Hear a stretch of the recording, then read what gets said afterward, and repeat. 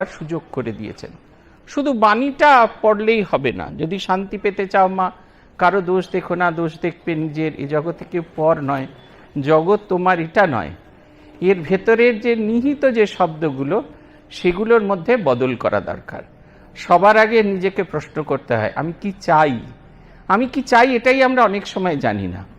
সবাই বললো চলো চলো চলো আশ্রমে উৎসব হবে, উৎসব উৎসব, আশ্রম কি তাই জানি না, উৎসব কি হবে তাই জানি না, খেঁদার জন্মদিন না ভোঁদার জন্মদিন তাও জানি না।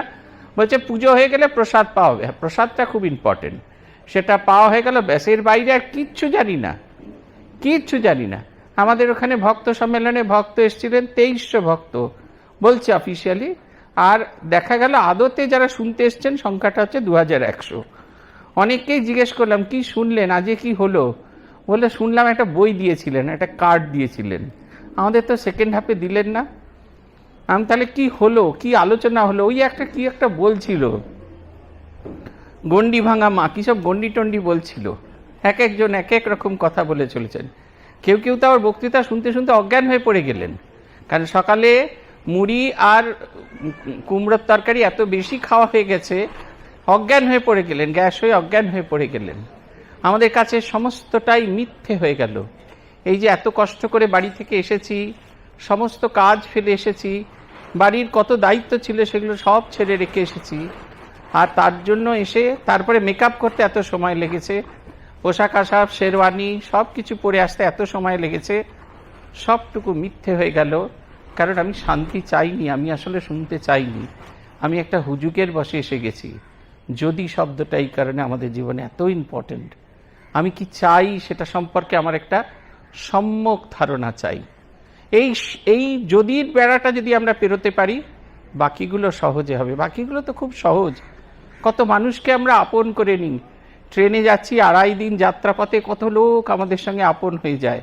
কেউ এই স্টেশনে উঠছে, কেউ স্টেশনে নামছে, নেমে যাওয়ার পর 2-4টা স্টেশন অবধি তার কথা ওর মনে থাকে। জীবনে কোনো দিন দেখা হয়নি, সারা জীবন মনে থাকে তাদের কথা। 2004 সালে সন্ন্যাসের পর ফিরে আসছি, জব ধ্যান এই তপস্যা করে ফিরছি, পথে দেখা হলো 3 বৃদ্ধা এক বৃদ্ধর সাথে। 3 জনে 3 যা, আর বৃদ্ধ হচ্ছে তাদের দেওর, একজন স্বামী স্ত্রী, আর বাকি 2 জন বিধবা, তাদের বৌদি। সবাই আসছেন, তাদের মধ্যে একজনের লোয়ার বার্থে সিট পড়েনি, আমার সঙ্গে তিনি সেই লোয়ার বার্থটা এক্সচেঞ্জ করলেন। আমি গিয়ে যথারীতি ভালো মানুষের মতো আপার বার্থে বসে আছি। নিচের বৃদ্ধা বললেন, কি খাবার দাবার কিছু এনেছো? বললাম হ্যাঁ এনেছি। দেখাও কি এনেছো? দেখালাম পরোটা, আলু ভাজা আর পেঁড়া। বললেন এই খেয়ে কি মানুষ বেঁচে থাকে? 2 দিনের যাত্রা এই খেয়ে থাকবে তুমি? আমি তোমায় খাবার দেবো, খবরদার ওটা খাবে না। ঠিক আছে। ফল টল কেটে তাড়াতাড়ি করে গিয়ে ফল ধুয়ে নিয়ে এসে ফল কেটে আমাকে দিলেন। খেয়েই চলেছি। ভদ্রমহিলা জিজ্ঞেস করলেন, মা বাপকে যে ছেড়ে চলে এসেছো, তা তোমার সেই মা বাপের প্রতি তোমার কর্তব্য নেই? আমি জিজ্ঞেস করলাম আপনার ছেলেপুলেরাও আছে? বলছে হ্যাঁ, এই দেশে কেউ থাকে না, ফরেন সার্ভিসে সব আছে, তারা সব বাইরেই থাকে। আপনার যদি কিছু হয় আপনার ছেলেপুলেরা তো ঠিক সময় আসতে পারবে? বলছে সেই বাত, ঠিক বাত, নেই আ পায়গা। এই সারা রাস্তা গল্প হচ্ছে। পাটনা শহরে তারা নামলেন, অনেক জিনিসপত্র। আমি জিজ্ঞেস করলাম এত জিনিস কিনেছেন কেন? বলছে ভগবান যদি আর কখনো হরিদ্বারে না আসার সুযোগ দেন, তাই সব আত্মীয় স্বজনের কথা মনে করে করে কিনেছি। আমি আর আরও 3টি ছেলে মিলে তাদের লাগেজগুলো পাটনা স্টেশনে নামিয়ে দিলাম। ট্রেনে উঠতে যাব, তাদের মধ্যে যে বড় জেঠানি, তিনি এসে আস্তে করে আমাকে জড়িয়ে ধরেছেন। বলছেন বাবা, তুমি তোমার মায়ের হতে পারোনি, আমার ছেলেটাও আমার মায়ের হতে পারিনি, কিন্তু তুমি সবার হয়েছ। আমার ছেলেটা আমারও হয়নি, কারুর হয়নি। এই যে দেখুন একটা ছোট্ট স্মৃতি সারা জীবনের মতো জেগে থাকে। ঠিক সেই রকম জগৎকে যত আপন করে নিতে শিখবেন, প্রত্যেকের ভেতরে আপনার ভালো গুণটি সঞ্চারিত হবে, আর তার ভেতরের যে ভালো গুণ সেটি আপনার ভেতরে সঞ্চারিত হবে। আমরা দুজনেই সহনৌ ভুনক্তু সহবীর্যাম করবাবহৈ তেজস্বী নাবধীতমস্তু মা বিদ্বিষাবহৈ। আমরা এক কথা বলবো, একইভাবে চলবো, একই রকম সব ভাবনা চিন্তা করব। গুরু শিষ্য যেরকম প্রতিজ্ঞা করেন, ঠিক সেই রকম আমরা রামকৃষ্ণ ভক্ত, আমরা জগতের ভক্ত, সব একাকার হয়ে এরকমভাবে চিন্তা করব। আমাদের প্রত্যেক দিনের চেষ্টা জানেন তো, আমি কালকের মানুষটাকে আজকে বদল করব। একটা নতুন মানুষে রূপান্তরিত করব। এর সূত্রগুলো আমাদের সামনে, চোখের সামনে বলে আছেন। মহারাজ যেরকম বললেন, ঠাকুরের উপদেশের কথা বললেন, নির্জন বাস, নাম গুণানুকীর্তন, সাধু সঙ্গ, সদাসৎ বিচার, এই যে বললেন, এইগুলো সব সূত্রগুলো আমাদের চোখের সামনে ছড়িয়ে আছে। শুধু আমাদের কাজ সেগুলোকে অনুসরণ করা, আমাদের কাজ কনসিয়াসলি সেগুলোকে দেখা এবং সেই আদতে নিজের জীবনের পরিবর্তন করা।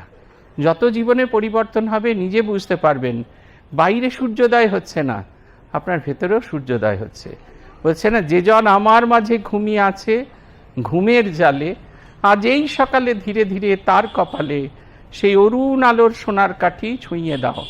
সূর্যটা ঘুমিয়ে নেই, সে আমার মধ্যেই ঘুমিয়ে আছে, তাকে শুধু সেই আলোর রশ্মিটা ছুঁয়ে দিতে হবে।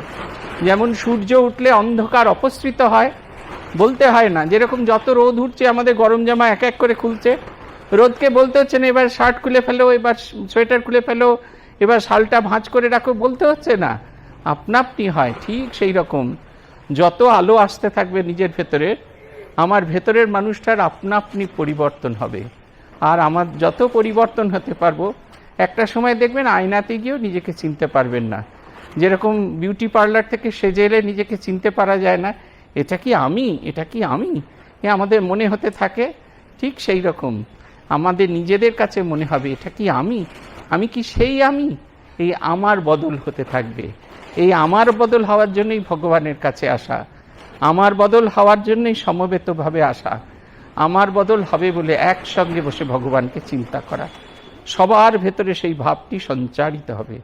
একটি ভাব দেওয়া হবে, সেই ভাবটি কারুর 25 ভাগ, কারুর 40 ভাগ, কারুর 10 ভাগ, কারুর 0, কিন্তু সঞ্চারিত হবেই হবে, প্রত্যেকের ভেতরে সঞ্চারিত হবে।